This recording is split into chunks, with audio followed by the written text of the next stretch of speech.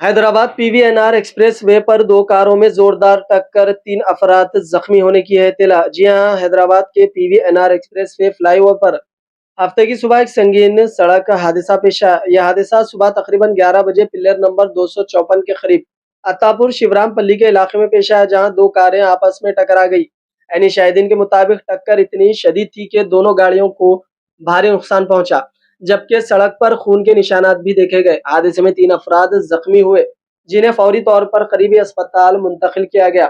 जख्मियों की हालत मुस्तहकम बताई जा रही है। हादसे के बाद पीवीएनआर एक्सप्रेस वे पर तकरीबन 1 घंटे तक ट्रैफिक जाम रहा, जिसके बायस मुसाफिरों और रोजाना आने जाने वाले अफराद को शदीद मुश्किलात का सामना करना पड़ा। इत्तला मिलते ही ट्रैफिक पुलिस मौके पर पहुंची, मुतासिरा गाड़ियों को हटाया और ट्रैफिक को बहाल किया।